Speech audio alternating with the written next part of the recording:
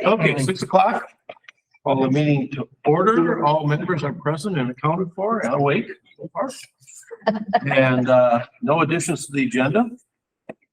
So we will approve the agenda of all that is before us on the agenda. Is there a motion? I make that motion. Second. 0 seconds. All in favor, say aye. Aye. Opposed? Okay. We have one public comment. Kim would like to start. Thank you.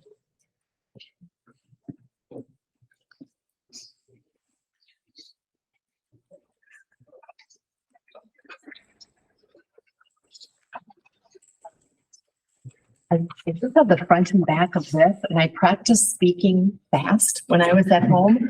But since there's no one else, I hope I can maybe go 2 minutes over if I need to. Thank you for this chance to clarify, since I misspoke last month and I left 2 important words off at the end of a critical statement. I said, try to find a middle school with a block schedule, but I should have said, try to find a middle school with a block schedule like ours, which I had in my notes, but I did not say that. It's intimidating to sit in this chair and say things that people don't want to hear. High school and college speech and debate taught me to look out, not down, but I better look down tonight, or at least more often. It was my error. I appreciate that Ms. Bullard sent me a letter and notes from the work session, and watching the video is when I caught my mistake. Mr. Orline listed 4 area schools that have block schedules. That descriptor has wide application as far as, what's a block schedule. So I think it's important to know, well, what is a block schedule for that school district? So I spoke to either a counselor or a teacher at those 4 schools in our area so that I could hopefully get it accurate. There are so many aspects, one-of-a-kind situations for each district's schedule. And what I'm sharing tonight, I've kind of focused on what related to the parent concerns for the middle school block schedule and what might serve as a positive model going forward. Any schedule is complicated, and while I spoke in person, some of the details were a bit confusing. These teachers or counselors, I thought, were generous to give me any of their time, so I didn't want to have to say, too often. For example, working in a FIAD and health and a band or choir is complicated with a block schedule. So each school kind of has a different way that they deal with that. I just want to say I read something really cool about music and band, where they said there is no bench. So everybody plays or everybody sings. So personally, I think it's really nice to have that opportunity to be in band or choir without feeling like, oh, but if I have this class, I can't take much else in my 4-hour day, for example. So now going through the list, Royalton has a block schedule since the 2020 school year as a response to the pandemic. They're looking at some changes next year, but haven't made any specific plans. However, like Holdingford, they are 7-12. Their 6th grade is at the elementary, so they don't have a block schedule in 6th grade for Royalton or Holdingford. Fox Center has a 5th through 8th grade middle school, and they do share staff among those 4 grade levels. There is a 5th grade schedule, a 6th grade schedule, and a 7th and 8th grade schedule. 5th and 6th grade have some different requirements. They actually have more electives, if we could call it that, than the 7th and 8th grade do. Their core classes run 70 minutes in length. They have for 5th, 6th, 7th, and 8th reading and ELA, that's English Language Arts.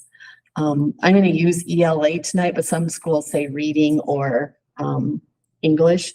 So they have math and reading every day for 70 minutes. Then they have one other core class by semester, either science or social studies. So just as an example, a 6th grader first semester would have reading, math, and social studies. And then second semester, they would have reading, math, and science. So their core classes are 70 minutes in length. Sixth grade has band as an elective option, fifth grade doesn't. And seventh and eighth grade, their band and choir alternate days all year. The teacher I spoke to in Sauk Center said, our schedule is confusing for parents, but this is the beast we created in working with a shared staff. Okay, then that brings us to Albany. For Albany, that's sixth, seventh, and eighth grade. Their sixth grade classes are 60 minutes in length, and they have math and reading every day. Their seventh and eighth grade operates like our eighth grade this year, 8th through 12th grade, with classes being 2 quarters. You might have math first quarter and then again fourth quarter, for example. Then they were telling me about their math. They have a math and accelerated math. And then third and fourth quarter, they have a math intervention class, but I truly didn't quite get how that worked. If that was an additional class or instead of the regular math, I'm not sure. Then Mr. Orline also mentioned Byron, that's near Rochester, that the group of teachers that were looking at a block schedule back in 2019 looked at that school as an example. I didn't talk to anyone there, but they had their 6th, 7th, and 8th grade schedules on their school website. So all students have ELA or English every day.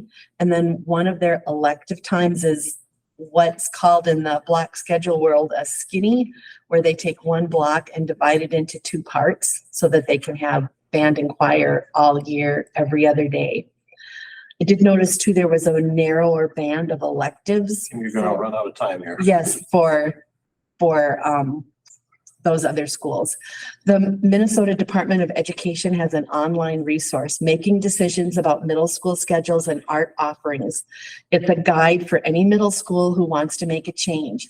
They recommend 1 year for research and 1 year for preparation. And it reminded me of the letters training that elementary staff is going through and some secondary, where it's a 2-year study to do better at teaching reading. I feel like the block schedule deserve that same devotion rather than just kind of quickly putting it into place. But when we know better, we do better. And so that's what I'm hoping for going forward. We have great teachers in Paynesville, and I know there's a committee working to improve the middle school schedule. And I hope that they will be allowed to go visit other schools, more than one, and specifically middle schools and schools where we would want that school for a role model. Like, I don't know, do we want to be like Royalton? I'm not saying we don't, but I think we need to look at, is that a school we would like to model ours after? And I'm hoping that, you know, other districts will look at us as a positive model in how we present and how we provide academics to our students. So to close, I'm just going to have a different robust sign off tonight. Instead of saying go Bulldogs, I'm going to say like go Scholars. You know, let's do the best we can for our 6th, 7th, and 8th graders for a block schedule. Thank you for listening to me again. On to the consent agenda. Rick, I got a question. ELA or EL8? ELA. EL what? A, English Language Arts. Okay. I just didn't understand that abbreviation. Yep. ELA. Okay. Janelle, you want to run us through? Sure. Cheryl, do you want to start with bills? And sure, I had a chance to go through the bills. I noticed the PSEO bill came in. That's the first thing, and that's a wonderful thing for our kids to be able to have that here. I noticed we still have a liaison officer. A lot of schools are losing theirs because their liaison officer doesn't like the new mandates. So that's something that we should be happy we still have, that they're willing to work with us. And our unemployment bill came in. Did we get that covered? It has not been reimbursed yet, no. Not yet. Okay. And Thank you. we're not sure processed yet, and if it's gonna be full reimbursement or a proration, so waiting to hear on that. These are all normal bills. I just, those stood out and I might mention them. Everything was pretty much normal. How much was that unemployment bill for the past $50,045.37. 50,000? And that's a quarter, right? That's a quarter. For $200,000 a year. Well, they are, unemployment isn't eligible when they're working hours, so it's only in the summer months. So So for the one first term, quarter during the summer. so for June, I believe our bill was about $8,000. And then, the next quarter was the 50 that Cheryl just referenced. Staggered throughout the year though, we're done or there'll be some the following month. Over breaks, no, we should be done, for the summer months, because the return to work for September. But over the holiday breaks, there's an eligibility for unemployment again. This is mandated. It's not something we have any say over. We have to do it. Oh, I just asked, I'm sorry. No, that's fine. Yeah, no, I just look at it every Just clarifying for everyone. They give us so much money, we might as well take that right off of it, and all of a sudden, the percentages they're giving our school isn't quite the same as what they bragged about. I would agree. So moving on in the consent agenda, I'll identify just some personnel matters. We just have some new hires that have come through. And then I do want to acknowledge some donations that have come in as well. Our donations, that was a weird little glitch. Try this again. Okay, we have a parent supporting teachers group that donated a table. Barb and Rick, thank you for a donation for the playground at the elementary. And Kathy Figgenskow donated 2 Haggerty curriculum books. So appreciative of those donations, and thank you to the donors for their generosity. And then the other, those are the main items on the consent agenda. Okay, we have a motion to approve the consent agenda. So moved. Second. Ron, second. All in favor, say aye. Aye. Passes. Down here, communication items, starting with our superintendent. So my administrative report today, I'll share this out. Also wonky. Okay. First off, I just want to thank the community members and staff and parents who made it to our tailgating event. Unfortunately, the weather was less than desirable, but it was still fun to see people come into our shop space. I've got to say too, I was really grateful to have that space because it would have been miserable standing outside in the rain, and I don't think we would have been able to have it. So just thank you to our community members who came, and to the Community Foundation for co-sponsoring that event with us. Secondly, I just wanted to add some information about a question that was asked about our ESSER funding. So I did link in a summary of some ESSER funds. So let me just share that tab. So ESSER funds, when they came into the school district, when the ESSER funds came into the school district, they came in with a set kind of certain things you could use the funds for. So what you're going to see here is the year that it was received, the amount that was received, and then what it was, the eligible uses, and what we used it for. So a lot of what you're going to see are salaries and technology.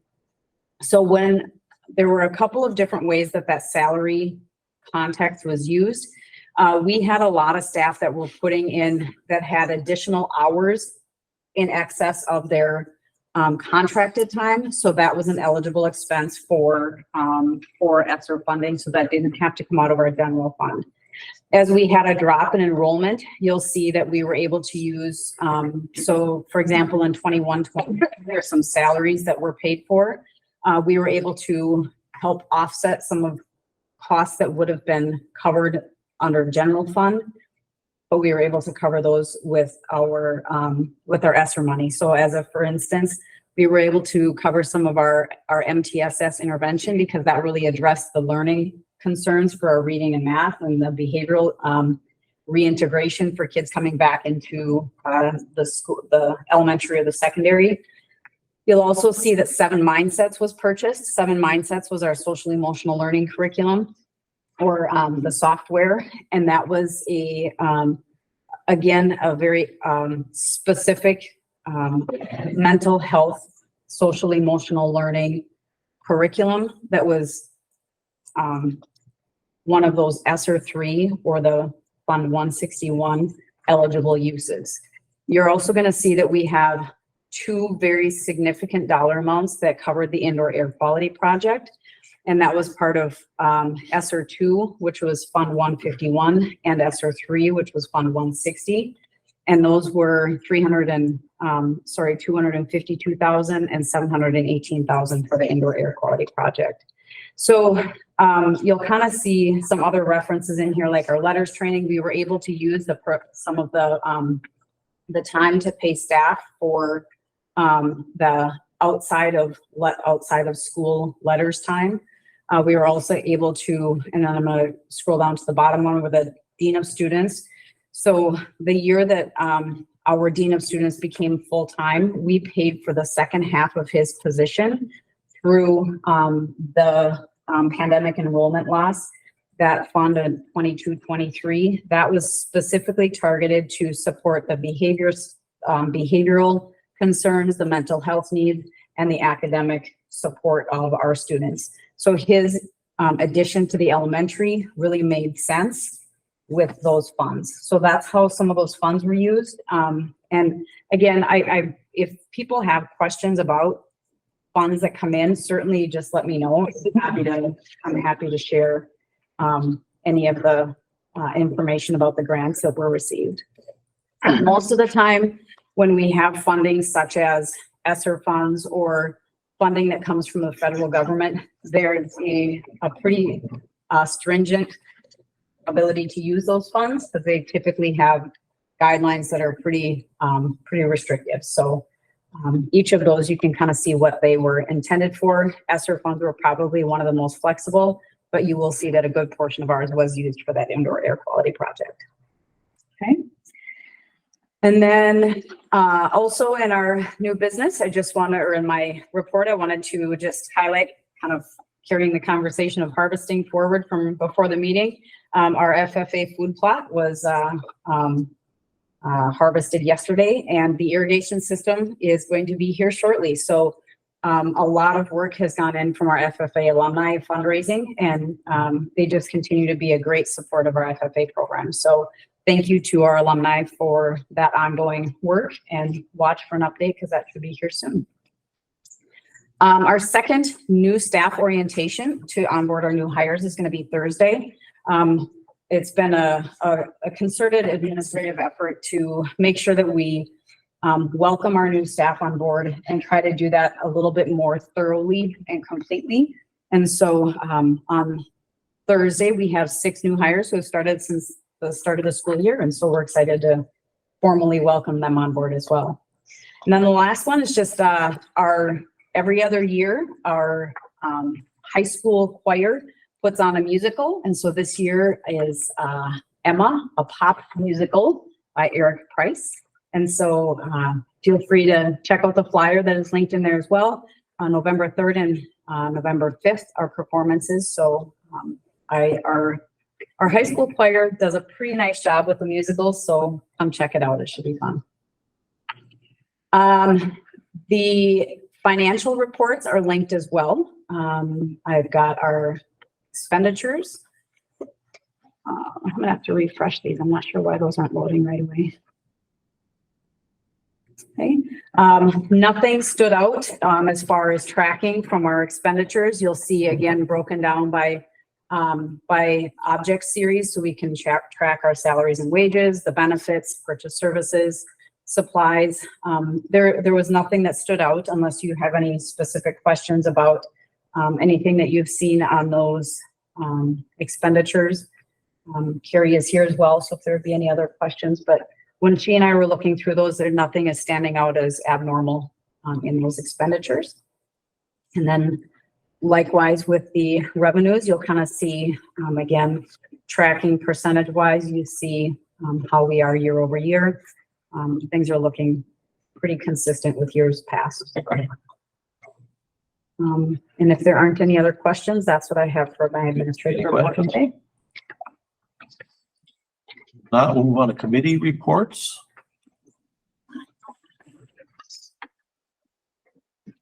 I would say the biggest committee report is there have been some negotiations, meetings, paraprofessionals have met. Upcoming, there are a lot of meetings, so when we get to the end of the month, there's a lot coming up that we can probably, at our November meeting, we'll have a lot more to report. Student reps. Okay, so for STAG, we've had our first sale for cinnamon rolls. So that was actually homecoming, October 13th. And then we are still deciding on our reps. We're kind of at a transition right now because of our rep situation. We lost one of our presidents. Okay. So we're just trying to figure that out. And then sports, football has their playoff game tonight at Holding Ford, and then cross country had their game today, and then that's on Thursday, sorry. And then Friday has volleyball. All right, so for student council, we have our homecoming stuff. That was a very big success, sorry. Our homecoming dance was probably one of the most attended events in the last few years. Our coordination was also very good attendance, so that was really good. So we're starting to plan for the blood drive, which is going to be in December, and we like to encourage students to try and do that because it's a safe environment for first time giving blood and everything. And then this year we decided to do our homecoming parade at not only the elementary school this year, but at one of the nursing homes. We were supposed to do it at 2 of the nursing homes, but there was a COVID outbreak in one of them. But anyway, they seemed to like that. And then for NHS, they hosted activity fairs for the 8th graders so they can see what committees and stuff they would like to join when they become high school. And then NHS is hosting its October bake sale. Good. Can I just say something about if you're electing or looking for a new leader or president? Don't look to National Congress for your example. Don't act like adults, like kids. Get it together and find somebody, okay? I got a question on the homecoming dance and how did you guys and student body feel with it being on like the previous weekend of homecoming? And do you feel like that might have changed some of the attendance at all, or is it just? I think it was, I don't know. I don't really know that it helped I anything. definitely heard people saying it was weird. They were confused.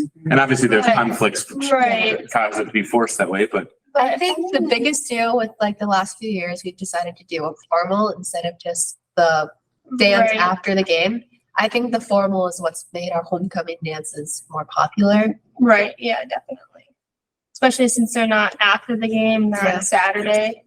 So, I just want to say one thing because I heard this that I think it's great you have a formal, but you weren't real strict. Because we have some students that could not afford becoming formal, and they came in blue jeans anyway, and they were still allowed in. Yeah. yeah, And I just know one student in particular that was really encouraging to come, and he was hesitant, but he came. And I just don't want us to see us put up any kind of roadblocks that would keep kids away from it. yeah. And finding the balance. thank you. Okay, on to no old business. So new business, assurance of compliance. So every year, the district has to sign, make an assurance of compliance. So let me pull that up for us and I'll kind of walk through what that looks like. And this is really our assurance as a district that we are going to really follow the law as it's outlined and mandated for school districts. So I'm going to make it just a little bit bigger and kind of walk through it, what each of these are. So the data that's submitted here is pulled over to the Minnesota Department of Education. And so if somebody would have a human rights complaint, they would be able to reach out to me.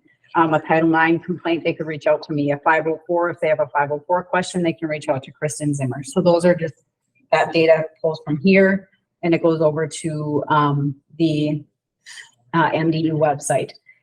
All school district employees are mandated reporters. And one of the things that we have to assure is that we have done our due diligence to make sure that all school employees know that they are a mandated reporter and what that means and how to report. We are also required to confirm and verify that we have some of the, that we have a harassment and violence policy in place. So that's up there. And whenever we review that as a policy committee, I update that date to comply with our most recent approval.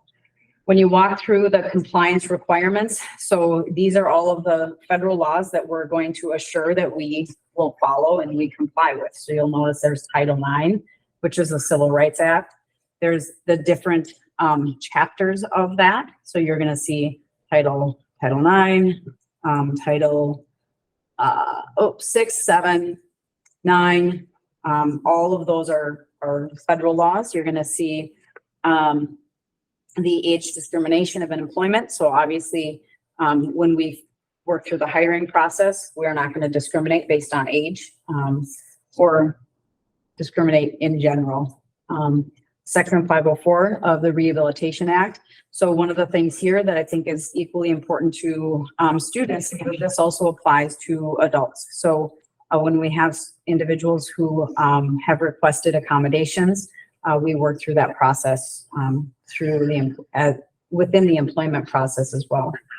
You're going to see the Americans with Disabilities Act. That's a lot of what drives our special education services. Denial of educational opportunities prohibited. So again, we're not going to deny somebody an opportunity to access their education. You're going to see the Fair Housing Act, Age Discrimination Act, Prohibition of Discrimination. Again, all of these are the assurance that we are going to follow the law and provide equal access to individuals and our student body and our staff within the federal context. The next section are the state laws. They're going to recognize many of the similar. Minnesota often has concurrent rules that align with federal legislation, but you're going to see the Minnesota Human Rights Act, the bullying legislation that's part of Minnesota statute. If you recall, our policy committee has done a lot of work with our bullying prohibition. The anti-discrimination statutes identified specifically, sex discrimination within athletic programs, inclusive education. So these are all of the statutes in Minnesota and the federal rules and laws that the school district is assuring that we are going to comply with. Many of these, again, do align to policy, and you'll see those referenced in policies that the policy committee. So once the board approves this, then what I do is I go in and see that this is just a screenshot of what I digitally sign and submit. But it gives you, there really is no other way to show you how this approval works besides kind of working through that process. So at this point, I would be looking for an authorization to approve the assurance of compliance. Is there a motion to do so? Make a motion. Okay, Thomas, move a second. Bruce, any questions? Everybody understands? All in favor, say aye. Aye. Opposed? Passes. Stearns County Family Services. So we've been a member of the Stearns County Family Service Collaborative for a number of years. And what this is it's a collaborative unit. Let me get the right one here. And what this does is it's a set of grant funding that the school district receives for us, what we've chosen to use it for is to provide some school-based mental health services for students that need mental health services throughout their school day. And the way that this money is generated is through, it's a statewide collaborative, and then our Stearns County area they facilitate the process to really target students who may be at the risk of out-of-home placement because of a whole host of issues. So we have staff that participate in what are called random moments. And what these random moments do is they kind of help to tell a story about what our youth are experiencing. And as our youth are experiencing circumstances or situations that may lead to an out-of-home placement, that generates some funding for our collaborative. Then our collaborative takes and has this pot of money, and school districts get to apply for this grant and use those funds to help support students. So that's what this is. It's this is a letter of agreement that we're going to participate in the collaborative. We're going to participate in the random moments, and we're going to use the funds in the way that we said that we're going to use them. So again, this has been an ongoing relationship with the Stearns County Family Collaborative, but it is an annual approval. So I would be looking for. I'll make a motion to approve the Stearns County Family Services Joint Powers Agreement. Second. Cheryl, second. Any questions? All in favor, say aye. Aye. Opposed? Passes. Seniority list. I won't necessarily pull up each seniority list. They all are identified. They have been posted and they have been sent out. We did have a couple of questions and those were clarified. But the staff that they've all had a chance to review the seniority list. And so I would be looking for a motion to approve the seniority list as presented, as they have been vetted by staff. Make a motion to approve this seniority list. Moves, is there a second? I'll second. All in favor, say aye. Aye. State High School League. So this is another annual approval. Form A is a grant application. So what this really is intended to do is to help keep costs down for student athletes. And so it is an annual approval that's it is linked in there, but this is just looking for a resolution to support the Form A application to the Minnesota State High School League. I would make that motion. Second. Cheryl seconds. All in favor, say aye. Aye. Opposed? Passes. Now we're on to the tech levy. We need I to, think we need to. Oh, that's a roll on this call, one. isn't it? Yeah, Thank that's you. a roll call. Thank you, Thomas. Ron, Aye. Thomas. Aye. Rick, Aye. Rachel. Aye. Cheryl. Aye. Carol. Aye. Bruce. Aye. Passes. Unanimously. Okay.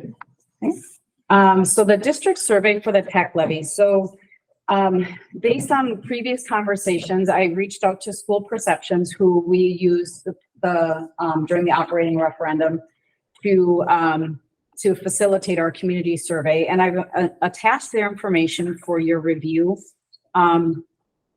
As we kind of look at, let me share this out.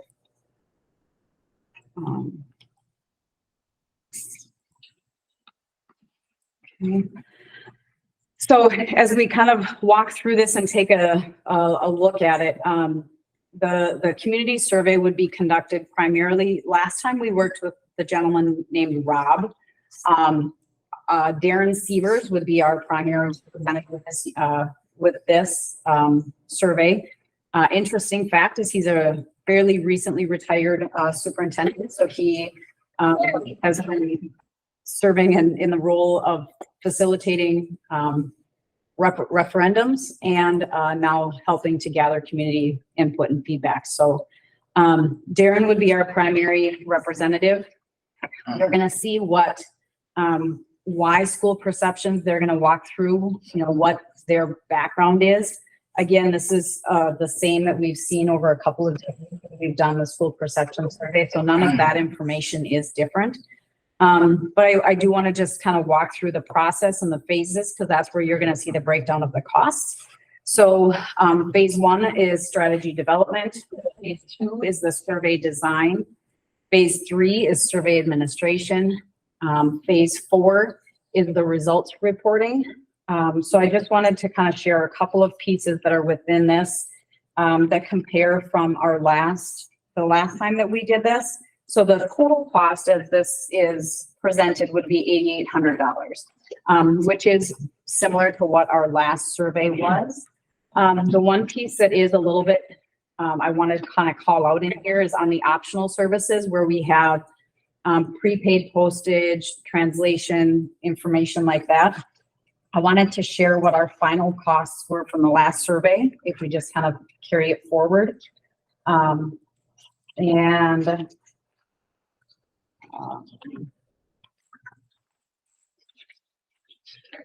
wrote it down so I had it from before. So we paid about $234 in postage.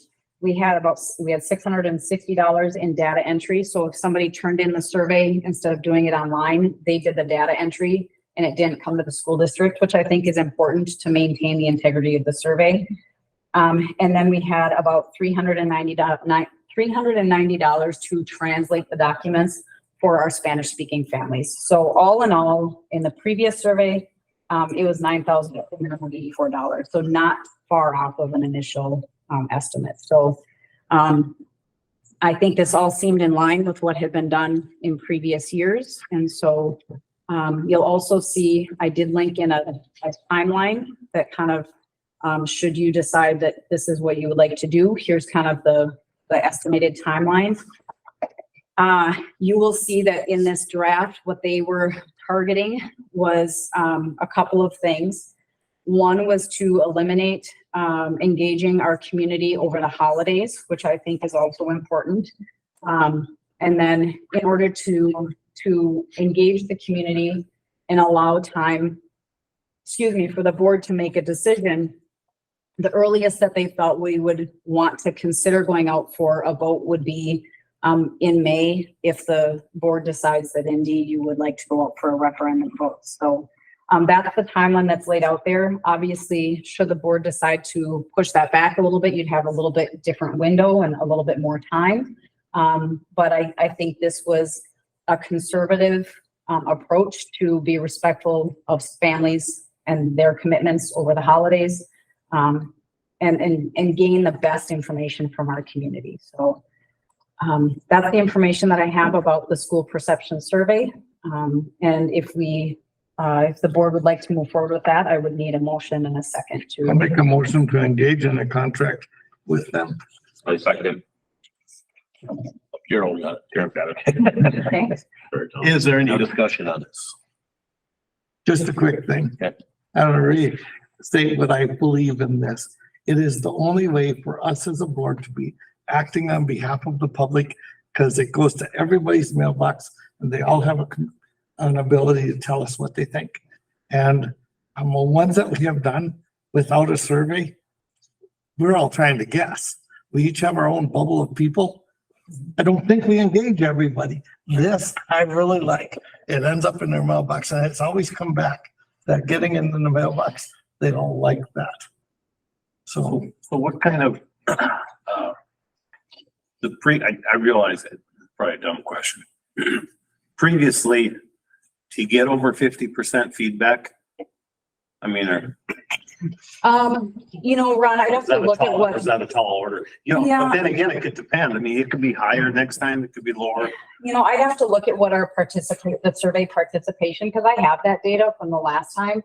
I didn't pull it forward to kind of see what our participation was, but I think some of what we gathered from that was, in addition to this, like the logistics of the referendum, we asked questions about like communication forums. What's the best way that you get information? So then we were able to be responsive to that. Of people are still using the press and they like to have paper. So it gave us some information about other things in addition to the operating referendum, but I don't remember the percentage participation off the top of my head. I gotta believe that if I can remember it all closely, I don't know that it was over 25% Really? on any of them. I mean, But a lot of surveys are done in surveying world at 3 to 5%. Yeah. And what they told us that the Paynesville community has supported the survey in a larger percentage than almost everywhere. So Yeah, I think they're saying that our percentage of people returning, and I think that's somewhat up to us as we Yeah. talk about the Paynesville Press.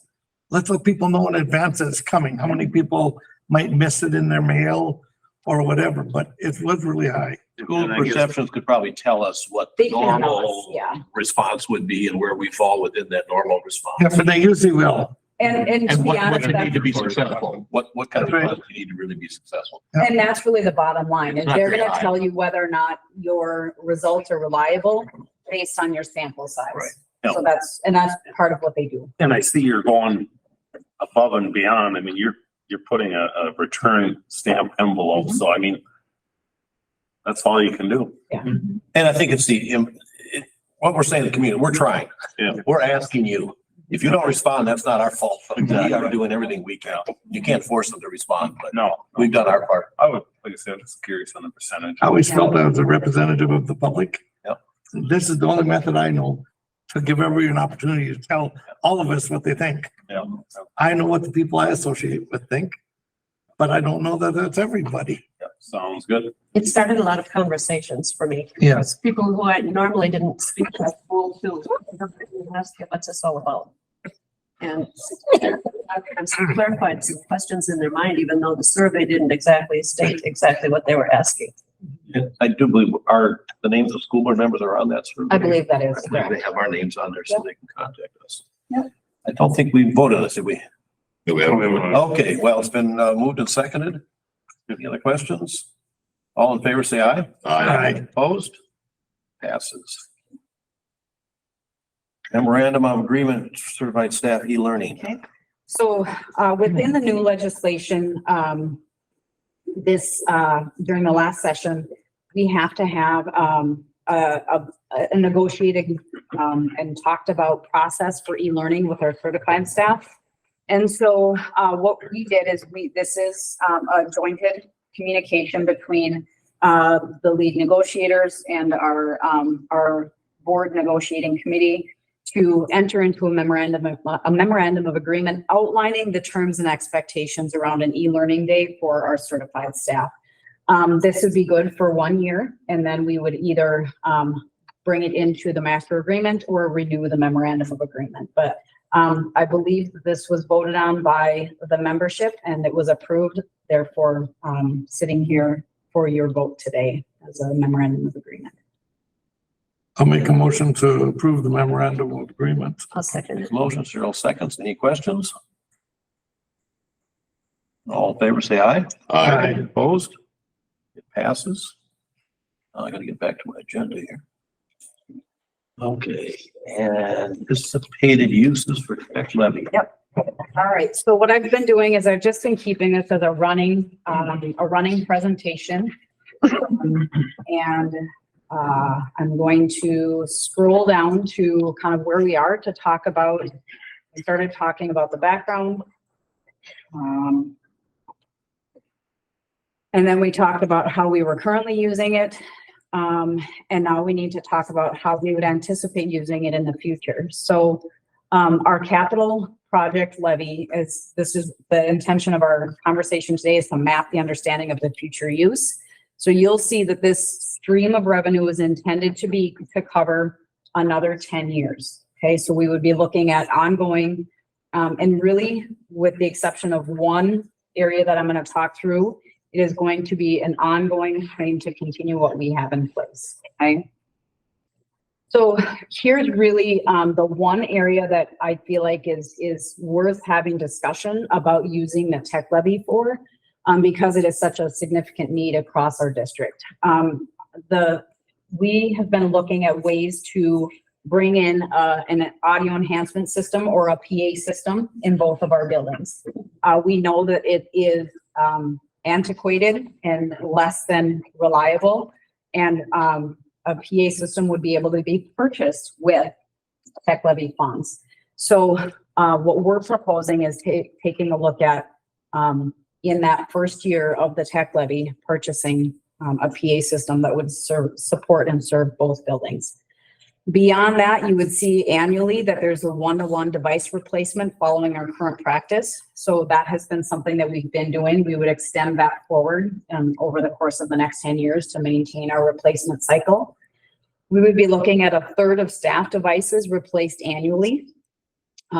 And then we would also look at trying to do 5 smart boards or, we've transitioned, they're not necessarily smart boards anymore, but that type of technology in our classrooms. 5 of those annually. So we try to get ahead of having one lump sum of purchases.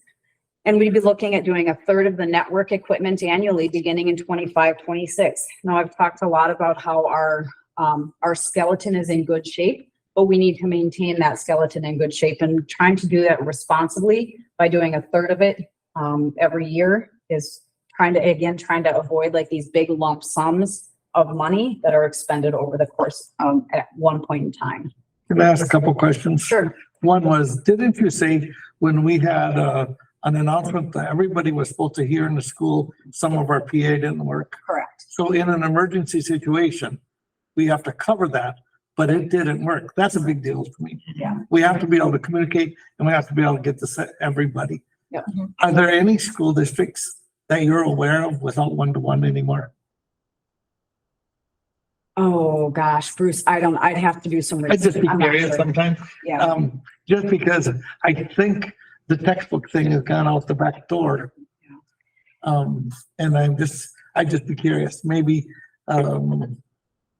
if it was 80% of the schools or 90% of the schools or 100% of the schools are doing it. I don't know how you raise kids into this future world without getting them pretty tech-oriented pretty quickly. My young grandkids are techie already and they're just little kids.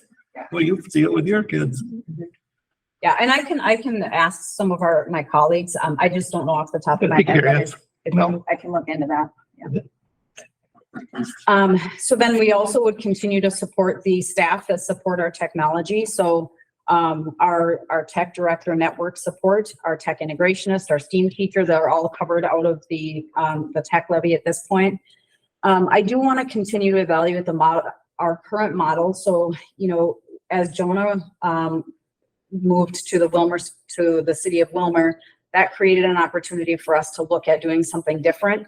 I think it's going to be important for us over the course of time to continue to evaluate, is this the best solution, and what is the best opportunity to maximize the support for our students and our staff. So I think that's going to be an ongoing discussion, but those expenditures are built into this use long-term over the course of the 10 years.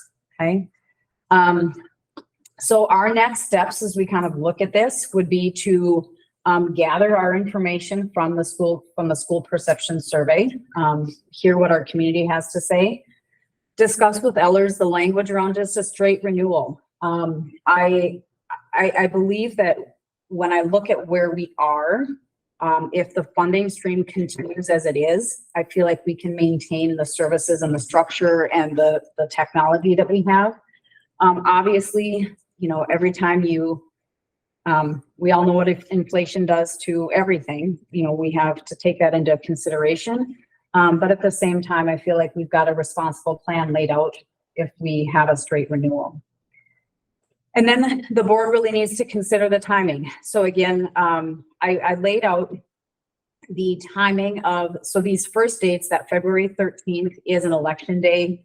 April 9th is an eligible election day, May 14th, August 13th, and November 5th.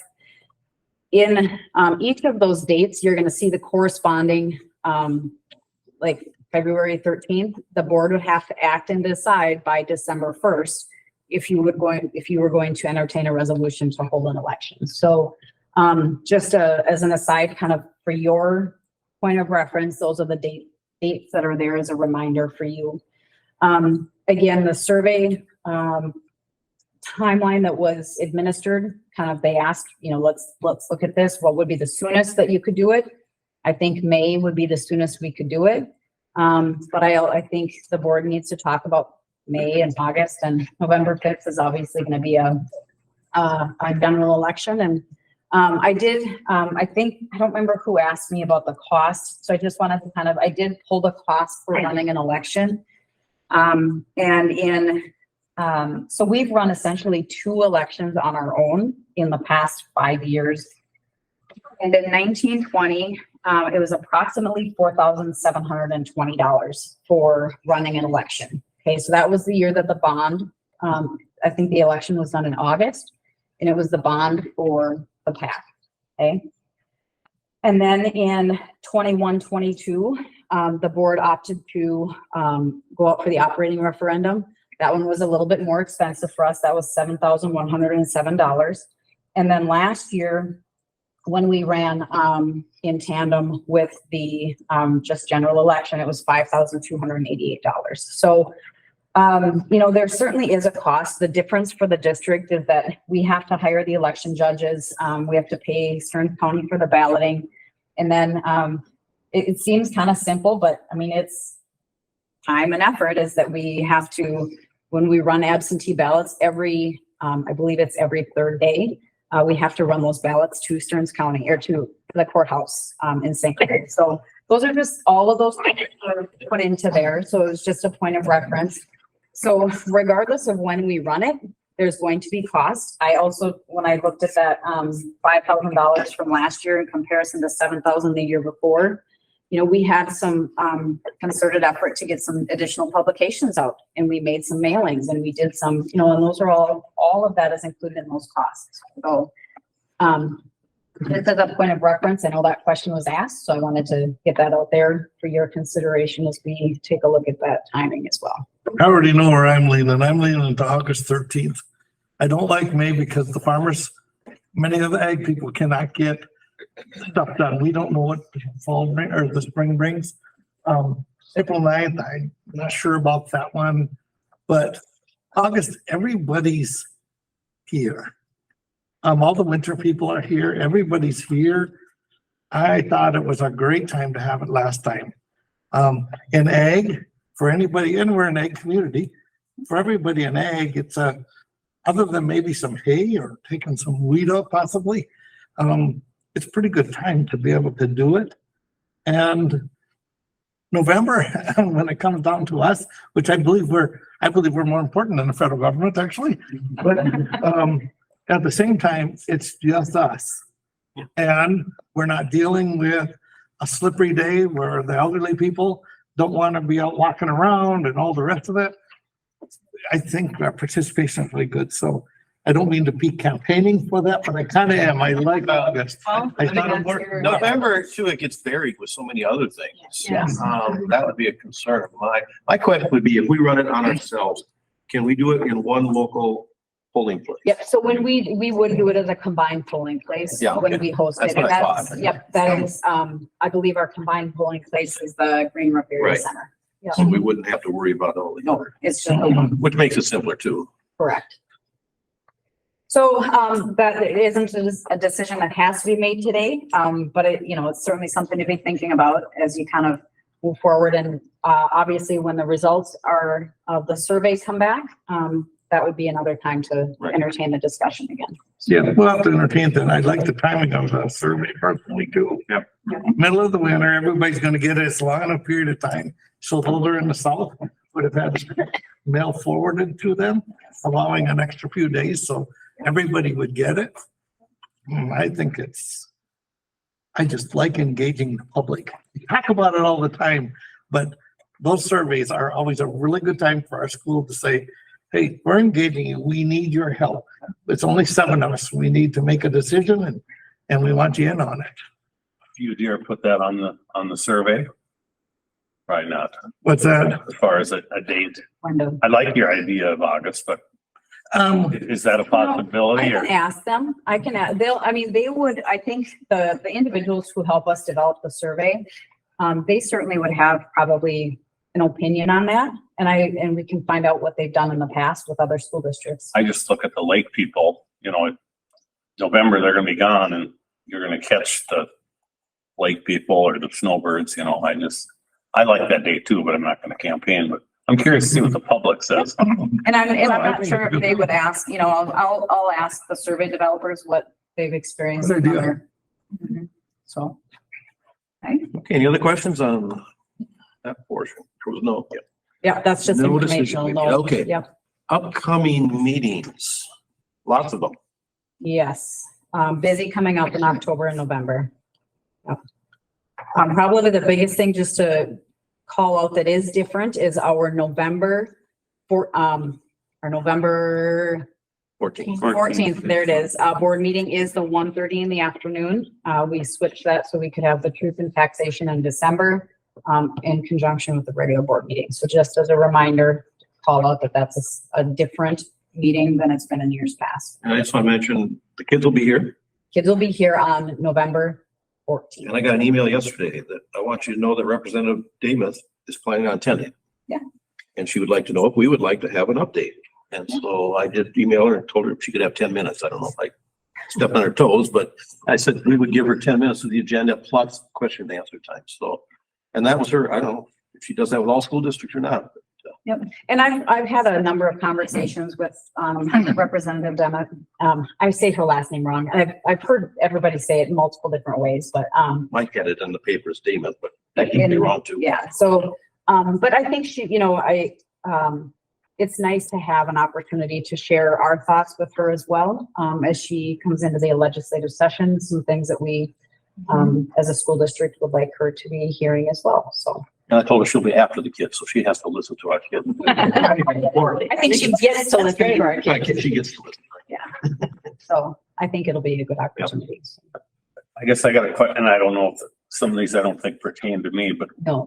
on November 1st, what's DWSD? I just write District-wide staff staff development.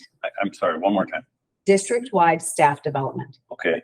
And then what's the abbreviation for November 8th? WBWF. World's best workforce. Can we start to rate them out? We can, absolutely. We've kind of asked about it for a number of years, but nobody in the public, when they see that stuff, have any idea what we're talking about. Yep. We can just about rate it out. Yeah, no, and that's something that we're guilty of in education is we use abbreviated jargon all the time. So that's a good reminder to just write it out. It happens everywhere. It's in my business, probably everybody I else's. just thought I'd ask. To be honest with And then on November 14th, CE advisory is the Community Education Advisory Council meeting. I think that covers these meetings. So there you go. There's a lot of them. So, okay, that brings us to final item number 10, adjournment. I'll make a motion. Let me adjourn. Second, all in favor, say aye. Aye. We are adjourned.